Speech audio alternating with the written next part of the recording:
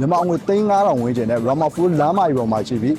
ကြောက်ဖျားမြင့်အလှကိုကြီးစုခံစားနိုင်တယ်။ထားနိုင်ငံ Top 10 Developer AB ရဲ့ Live Store Ramapur Lazy Kundo ကြီးကိုမိတ်ဆက်ပေးပါမယ်။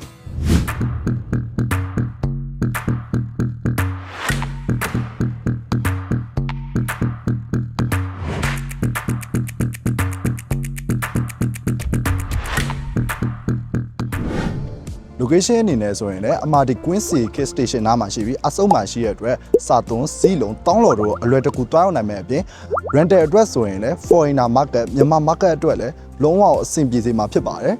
။ကျောင်းလာထားမဲ့လူတွေအတွက်အနီးပတ်ဝန်းကျင်ပါတယ်။ West St Andrew NIST Chulalongkorn University တို့ရှိပြီးတော့ shopping mall ရဲ့အနေနဲ့ဆိုရင်လည်း Amkwadiya Terminal 21 1 Bangkok SPR တို့ကအနီးပတ်ဝန်းကျင်မှာပဲရှိပါတယ်။ဒါအပြင်လူကြီးမင်းတို့ရဲ့ကျန်းမာရေးစောင့်ရှောက်မှုအတွက် Bamograd Mappan စတဲ့ International Hospital တို့ကအနီးပတ်ဝန်းကျင်မှာပဲရှိလို့အရန်ကိုကောင်းမွန်တဲ့ location လေးတစ်ခုပဲဖြစ်ပါတယ်။ထိုင်းနိုင်ငံ Top 5 Developer AB မှာမြေက2 acre ဝဲပုံမှာအခန်းပေါင်း1238 unit ဖြစ်တာတာဝန်ယူထည့်သွင်းဆောက်လုပ်ပေးထားပါတယ်။ဒါအပြင်ကွန်ဒိုဝင်လက်ဝင်လိုက်တာနဲ့ဒီလို outdoor ကားမှာ green area များများထည့်သွင်းဆောက်လုပ်ပေးထားတဲ့အတွက်ကြောင့်လူကြီးမင်းတို့အနေနဲ့ကွန်ဒိုဝင်လက်ဝင်လိုက်တာနဲ့လုံးဝအပန်းပြေမှာဖြစ်စေရပြင်ကားပါကင်အနေနဲ့ဆိုရင်လည်း 40% ထည့်သွင်းပေးထားတဲ့အတွက်ကြောင့်ကြကြဝန်းနဲ့အသုံးပြုနိုင်မှာပဲဖြစ်ပါတယ်။မင်္ဂလာပါဒီခန်းလေးကတော့ one bedroom 32 square meter မှာ ceiling height က 2.75 9 ပေဖြစ်တဲ့အတွက်လူကြီးမင်းတို့တက်ရှူရှောင်းချောင်းနဲ့အနားယူနေထိုင်နိုင်မှာပဲဖြစ်ပါတယ်။ transfer fees နဲ့ maintenance fee ကလည်းတပြားမှပေးကြမလို့ပါဘူးအကုန် free ဖြစ်ပါတယ်။ဒီခန်းလေးရဲ့ layout ကတော့ကျွန်တော်တို့ဝင်လာလေးဒီဘက်မှာဆိုရင် open kitchen အတွက်နေရာလေးပါပါမယ်။ fully fitted ဖြစ်တဲ့အတွက်basin နဲ့ဒီ kitchen အတွက်ဒီနေရာလေးအပြင်အပေါ် cabinet တွေကိုထည့်သွင်းပေးထားမှာပဲဖြစ်ပါတယ်။ဒီဘက်မှာဆိုရင်ကျွန်တော်တို့ရေရှိုးကန့်အိမ်သာ bedroom လေးပါပါမယ်။ဒီခန်းလေးရဲ့ထူးခြားချက်ကတော့ကျွန်တော်တို့ living room နဲ့ bedroom ကိုတတ်စီ separate လုပ်ပေးထားပါတယ်။ပုံမှန် one bedroom တွေကတွဲပေးထားဖြစ်ပေမဲ့ဒီဟာလေးကတော့တတိတတန့်နဲ့ living room နဲ့ bedroom ကိုလုပ်ပေးထားဖြစ်ပါတယ်။ဒီနေရာလေးကတော့ dining table အတွက်နေရာလေးဖြစ်ပြီးကျွန်တော်တို့ဆက်သွားမယ်ဆိုရင် living area မှာ living area အတွက်နေရာလေးဖြစ်ပါတယ်။ဒီဘက်ကတော့ကျွန်တော်တို့ working space အတွက်နေရာလေးပြုတ်လုပ်ထားပြီး working space အနေနဲ့ကျွန်တော်တို့ millionaire view city view ကြီးကိုခံစားနိုင်မှာပဲဖြစ်ပါတယ်။ဒါဆိုရင်တော့ master bedroom လေးကိုလိုက်ကြည့်ပေးကြပါဦး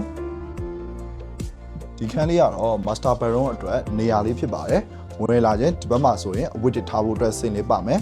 ပြီးရင် makeup counter လေးပြုလုပ်လို့ရမယ်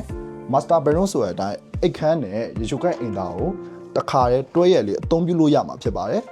ဒီနားလေးကတော့လူချင်းမင်းတို့အိတ်ဆက်အနားယူလို့ရမယ်မှုရလေးနေရာဖြစ်ပြီးတော့မှုရနဲ့တစ်စင်ကျွန်တော်တို့ city view millionaire view ကိုလည်းကြည့်ရှုခံစားနိုင်မှာဖြစ်ပါတယ်ပြီးရင်ဒီဘက်မှာဆိုရင်လည်းဘေကွန်နီအကြီးပါပါသေးတယ်ဝတ်တွေပါလမ်းဖို့လည်းအသုံးပြုလို့ရမှာဖြစ်ပါတယ်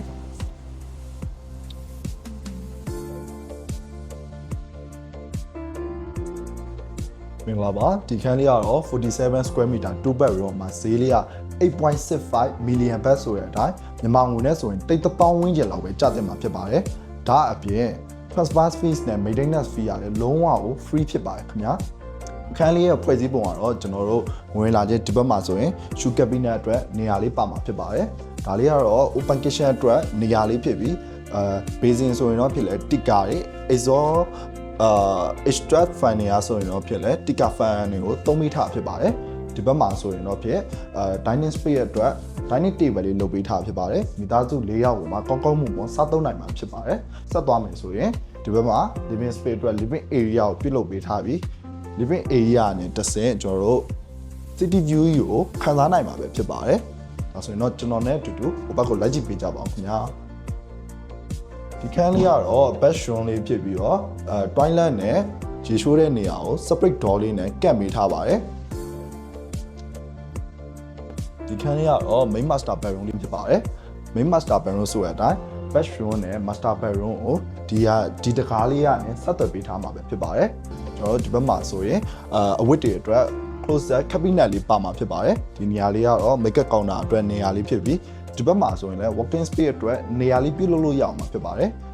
ဒီဟာလေးကတော့လူချင်းမင်းတို့အိတ်ဆက်အနားယူဖို့အတွက်မှုရလေးဖြစ်ပြီးအဲ့ရနဲ့တဆင်လဲကျွန်တော်တို့ city view ကိုခံစားနိုင်မှာပဲဖြစ်ပါတယ်ဒါ ဒါဆိုရင်တော့ကျွန်တော်ရဲ့တူတူနောက်ထပ်အခန်းလေးတစ်ခန်းကိုလိုက်ကြည့်ပေးကြပါအောင်ခင်ဗျာဒီခန်းလေးကတော့2 bedroom မှာဒုတိယမြောက်အခန်းလေးပဲဖြစ်ပါတယ်တကယ်လို့မှကြကြဝန်းလေးနဲ့ကျွန်တော်တို့ဝင်လာခြင်းမှာဆိုရင်လည်း cabinet အတွက်နေရာလေးပါမယ်ပြီးရင် makeup counter အတွက် counter လေးတစ်ခုပါပါမယ်ဒီနေရာလေးကတော့အိပ်ရာအတွက်နေရာလေးဖြစ်ပြီးဒီခန်းကနေလည်း city view အလောက်ကိုကြည့်ရှုခံစားနိုင်မှာပဲဖြစ်ပါတယ်မြန်မာငွေ3500ဝန်းကျင်အောင်မှာကြောက်ဖျားမြင့် view အလှယူလည်းမြင်ရမယ်ဒီဘက်မှာဆိုရင်လည်း city view skyscraper view millionaire view လည်းမြင်ရမယ် location အနေနဲ့ဆိုရင်လည်း Rama 4 လမ်းမကြီးပေါ်မှာရှိပြီးတော့ investment အရာရောကိုယ်တိုင်နေဖို့အတွက်ပါအဆင်ပြေစေမယ် luxury condo ကြီးကိုဝယ်ကြည့်ရှုလို့ပါကျွန်တော် link property ထိုင်လောက်ဆက်သွယ်နိုင်ပါတယ်ခင်ဗျာ